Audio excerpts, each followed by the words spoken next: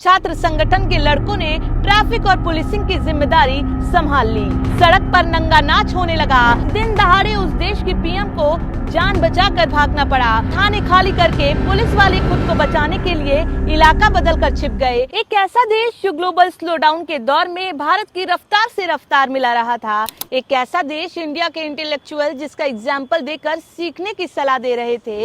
एक झटके में उसकी इमेज 360 डिग्री घूम गई। अमेरिका से यूरोप तक कई देशों ने ट्रैवल बैन लगा दिया। यानी लोगों से कहा गया कि इस समय वहां जाना खतरे से खाली नहीं। भारत ने भी अपने छात्रों को वापस बुला लिया। दिन दहाड़े उस देश की पीएम को जान बचाकर भागना पड़ा। लोकतंत्र भीड़ तंत्र बन गया। थाने खाली करके पुलिस वाले खुद को बचाने के लिए इलाका बदल कर छिप गए। छात्र संगठन के लड़कों ने ट्रैफिक और पुलिसिंग की जिम्मेदारी संभाल ली। वहाँ का अल्पसंख्यक समाज जिसमें मेनली हिंदू हैं, उन्हें पूरे सिस्टम से काट दिया गया। सरकार का तमाशा बन गया। राजधानी में दंगाइयों का कब्जा हो गया। सड़क पर नंगा नाच होने लगा। कुल मिलाकर भारत का वो पड़ोसी जिसे दुनिया ब्राइट स्पॉट मान रही थी, वहाँ पूरी तरह अंधेरा छा गया। 4 अगस्त तक जहाँ एक सरकार थी, सिस्टम था, 5 अगस्त को वो देश अनाथ हो गया।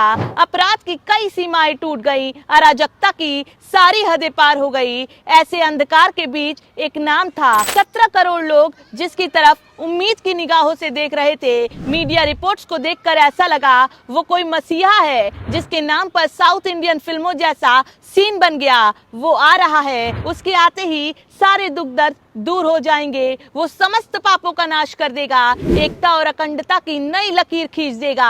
8 अगस्त को पेरिस से अपने देश वापस लौटा और सीधे करीब प्रधानमंत्री पद की शपथ ले ली। नमस्ते, आप देख रहे हैं एबीसी भारत, मेरे यानी आस्था के साथ। और इस वीडियो में आज हम आपको बताएंगे बांग्लादेश के नए मालिक डॉक्टर मोहम्मद यूनुस, जिसके बारे में शेख हसीना के तख्ता पलट से पहले सिर्फ यूपीएससी, एसएससी जैसे कॉम्पिटिटिव एग्जाम देने वाले बच्चे या फिर जियोपॉलिटिक्स में अच्छा खासा इंटरेस्ट रखने वाले लोग ही जानते थे। लेकिन अब मोहम्मद यूनुस की ये कहानी आपको सुननी चाहिए। इसलिए नहीं कि मोहम्मद यूनुस के पास 20 देशों की यूनिवर्सिटी से 50 से ज्यादा डॉक्टरेट की उपाधियां हैं। इसलिए नहीं कि मिस्टर यूनुस को 26 देशों से 113 अवार्ड मिल चुके हैं। इसलिए नहीं कि वो नोबेल पीस प्राइज विनर हैं। मोहम्मद यूनुस की कहानी आपको इसलिए सुननी चाहिए क्योंकि एक ऐसा पड़ोसी जिसे हिंदुस्तान ने पाकिस्तानी पाप से मुक्ति दिलाई, आजादी दिलाई, वो अब हिंदुस्तान के साथ कैसे डील करेगा, ये मोहम्मद यूनुस तय करेंगे। ये कहानी आपको सुननी चाहिए क्योंकि 17 करोड़ लोगों का भविष्य मोहम्मद यूनुस के हाथ में है। मोहम्मद यूनुस को आपको इसलिए जानना चाहिए क्योंकि कट्टरपंथ की मार झेल रहे 1 करोड़ से ज्यादा हिंदुओं की सुरक्षा उनके हाथ में है। अब ऐसे में सवाल ये है, क्या मोहम्मद यूनुस, नेल्सन मंडेला, आंग सान सू की, लेटेस्ट बी पियर्सन जैसे उन सफल लोगों के लाइन में खड़े हो जाएंगे जो नोबेल जीतने के बाद अपनी देश का दिल भी जीत चुके हैं, या पूरी दुनिया यूनुस से कुछ ज्यादा ही उम्मीदें लगा रही है?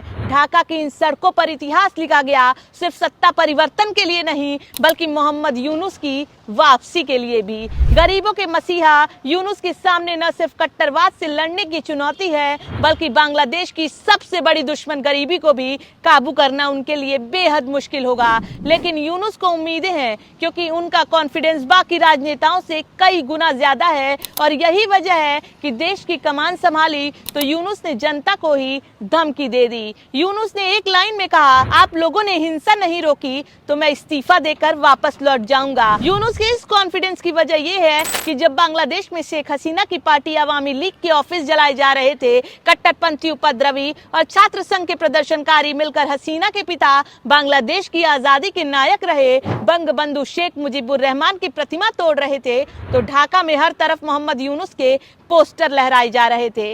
अब हर कोई सोच रहा होगा कि विद्रोह की आग के बीच आखिर कैसे मोहम्मद यूनुस बांग्लादेश के ब्रांड एम्बेसडर बन गए। तो चलिए शुरू से शुरू करते हैं। मोहम्मद यूनुस का जन्म 28 जून 1940 को आजादी की जंग लड़ रहे अविभाजित भारत में हुआ था। मोहम्मद यूनुस बंगाल प्रांत के एक चटगांव में एक जौहरी हाजी मोहम्मद दुला मियां सौदागर के घर पैदा हुए थे। ढाका यूनिवर्सिटी से इकोनॉमिक्स की शुरुआती पढ़ाई के बाद वो अमेरिका चले गए। अमेरिका में पीएचडी की और इकोनॉमिक्स पढ़ाने लगे। 1971 में बांग्लादेश की आजादी के बाद यूनुस वापस अपने देश लौटे। चटगांव यूनिवर्सिटी में इकोनॉमिक्स डिपार्टमेंट के हेड बन गए। बांग्लादेश का ये वो दौर था जब देश की हालत ठीक नहीं थी। 1971 की जंग के बाद बांग्लादेश के लाखों लोग 2 वक्त की रोटी के लिए तरस रहे थे। जनता दाने दाने को मोहताज थी और ऐसी गरीबी की हालत में मोहम्मद यूनुस छात्रों को इकोनॉमिक्स यानी अर्थशास्त्र का ज्ञान बांट रहे थे। अपने लोगों का हाल देखकर यूनुस का इकोनॉमिक्स पढ़ाने से मन टूट गया। यूनुस ने इसे फालतू सब्जेक्ट बताया। टाइम मैगजीन के एक इंटरव्यू में यूनुस ने कहा, इकोनॉमिक्स ने मुझे ये नहीं बताया कि लोगों की भूख कैसे मिटाई जा सकती है। इसके बाद मैं अपने आसपास के गांवों में भटकने लगा और लोगों के लिए जमीनी स्तर पर काम करने के रास्ते देखने लगा। मोहम्मद यूनुस से जुड़ा एक और दिलचस्प किस्सा अक्सर सुनाया जाता है। एक दिन यूनुस किसी गांव से गुजर रहे थे। यूनुस की नजर एक महिला पर पड़ी जो अपनी झोपड़ी के बाहर बांस की टेबल बना रही थी। महिला से बात करने पर पता चला कि उसने एक सूदखोर से 500 टका लोन लिया था, जिसके बाद लोन देने वालों ने महिला के सामने शर्त रख दी, वो टेबल बनाएगी लेकिन बाजार में खुद नहीं बेचेगी। महिला ने अपनी स्टोरी बताई तो यूनुस ने कहा, ये बिजनेस नहीं गुलामी है, जिसमें साहूकार ने 500 टका देकर एक महिला का हुनर खरीद लिया। यूनुस ने महिला को 500 टका देकर कर्ज चुकाने को कहा। इसके बाद यूनुस ने 42 महिलाओं के एक ग्रुप को लोन दिया। इसे माइक्रो क्रेडिट नाम दिया गया। सबसे बड़ी बात यह थी कि उन महिलाओं को लोन के लिए कोई सिक्योरिटी नहीं देनी थी। महिलाओं ने अपनी आत्मनिर्भरता के लिए कदम उठाए। धीरे धीरे यूनुस का ये मॉडल काम करने लगा। इस सिस्टम की सफलता को देखकर 1983 में यूनुस ने बांग्लादेश में ग्रामीण बैंक की शुरुआत की। लोगों को गरीबी से निकालने की वजह से मोहम्मद यूनुस को गरीबों का दोस्त और गरीबों का बैंकर कहा जाने लगा। गरीबी मिटाने की इन कोशिशों को देखकर ही मोहम्मद यूनुस को 2006 में नोबेल शांति पुरस्कार दिया गया। ग्लोबल पहचान मिलने के बाद यूनुस ने सोचा, अब कुछ बड़ा करने का वक्त आ गया है। 18 फरवरी 2007 को यूनुस ने नागरिक शक्ति नाम से एक राजनीतिक पार्टी बनाई। यूनुस 2008 में चुनाव लड़ना चाहते थे। कहा गया कि यूनुस जो भी कर रहे हैं वो सेना करवा रही है। ऐसे में अब यूनुस नेताओं की आंखों में खटकने लगे। शेख हसीना ने यूनुस को अपनी राजनीति के लिए एक बड़ा खतरा समझा। हसीना ने कहा, राजनीति में आए नए लोग अक्सर खतरनाक होते हैं, उन्हें संदेह की नजर से देखा जाना चाहिए। ये देश को फायदा पहुंचाने से अधिक नुकसान पहुंचाते हैं। यूनुस को चुपचाप अपने मिशन पर लगे रहने की आदत थी, तो बवाल बढ़ने से पहले सिर्फ 76 दिन बाद यूनुस ने अपनी पार्टी छोड़ने का ऐलान कर दिया। यूनुस ने राजनीति छोड़ दी, लेकिन शेख हसीना ने उन्हें अपना सबसे बड़ा दुश्मन माना और मानती रही। जनवरी 2007 सेना ने बांग्लादेश की सत्ता पर कब्जा कर लिया था। 2 पूर्व प्रधानमंत्री शेख हसीना और खालिदा जिया दोनों ही भ्रष्टाचार के आरोपों में जेल में बंद थी। सेना ने Nobel prize winner Muhammad Yunus को देश चलाने का ऑफर दिया, उनसे कार्यवाहक पीएम बनने को कहा, लेकिन यूनुस ने इनकार कर दिया। 17 साल बाद बांग्लादेश में फिर वही हालात बने और 84 की उम्र में अब मोहम्मद यूनुस ने बांग्लादेश की कमान संभाल ली। आपको जानकर हैरानी होगी कि मोहम्मद यूनुस शेख हसीना के पिता शेख मुजीबुर रहमान के कट्टर समर्थक थे, लेकिन सियासत का खेल ऐसा है कि अब मुजीबुर रहमान की मूर्तियों को तोड़कर बांग्लादेश का भविष्य मोहम्मद यूनुस के हाथ में सौंप दिया गया। वो शेख मुजीबुर रहमान जिन्होंने कभी पाकिस्तान में दूसरे दर्जे के नागरिक माने जाने वाले पूर्वी हिस्से के लोगों को भारत की मदद से आजादी दिलाई थी। जिस मुक्ति संग्राम का चेहरा शेख मुजीबुर रहमान थे, उसमें अखबारों के जरिए लोगों को जागरूक करने में मोहम्मद यूनुस ने भी अपना रोल निभाया। लेकिन आगे चलकर मुजीबुर रहमान को उन्हीं के मुल्क में गोलियों से भून दिया गया। वो 15 अगस्त 1975 की तारीख थी जब बांग्लादेश में सैनिकों की भीड़ ने शेख मुजीबुर रहमान समेत उनके पूरे परिवार की बेरहमी से हत्या कर दी। गनीमत ये रही कि उनकी बेटी शेख हसीना और शेख रेहाना उस वक्त जर्मनी में थी,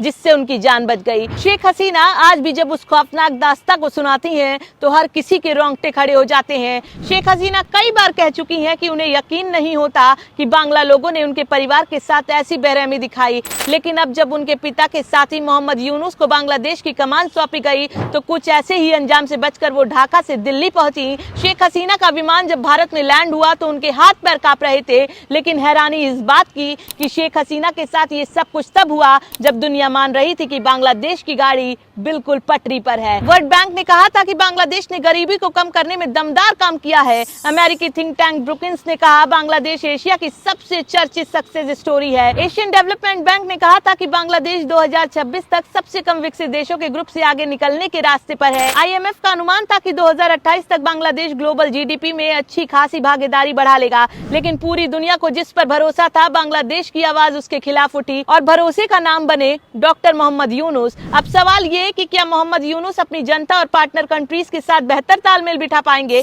और बांग्लादेश को तरक्की के रास्ते पर दौड़ा पाएंगे, क्योंकि बांग्लादेश लगातार त्रासदियों से गुजरता है। ब्रिटिश हुकूमत में जब बंगाल टूटा तो बंग भंग में लाखों लोगों की जान गई। भारत आजाद हुआ तो फिर दंगों ने पूर्वी बंगाल को जला दिया, जिसके बाद बांग्लादेश की आजादी के दौरान कितने लोग मारे गए उसका सही आंकड़ा कहीं नहीं मिल सकता। इस हिंसा का असर न सिर्फ बांग्लादेश पर बल्कि भारत पर भी पड़ता रहा है। ऐसे में एक बार फिर न सिर्फ बांग्लादेश के 17 करोड़ लोगों का फ्यूचर अधर में है, बल्कि हिचकोले मारते बांग्लादेश की हालत भारत के लिए बड़ी चिंता का विषय है, क्योंकि चुनौतियों से घिरे मोहम्मद यूनुस पर कई तरह के सवाल उठ रहे हैं। कुछ रिपोर्ट्स में दावा किया जा रहा है कि बांग्लादेश की पूरी स्क्रिप्ट अमेरिका में तैयार की गई। मिस्टर यूनुस क्या अमेरिका के पपेट की तरह बर्ताव करेंगे और सत्ता के लिए उन्होंने छात्रों का इस्तेमाल किया। इस बीच वो तख्ता पलट के बाद शेख हसीना के भारत आने पर भी सवाल उठा चुके हैं और चीन के सामने कई तरह की शर्तें रख चुके हैं। भाई साहब ने पावर में आते ही चीन से कहा कि अपनी सोलर फैक्ट्री बांग्लादेश में शिफ्ट कर दीजिए और बांग्लादेशी सामान का इंपोर्ट बढ़ाइए। तो वहीं भारत के लिए मोहम्मद यूनुस ने ऐसे लहजे में बात की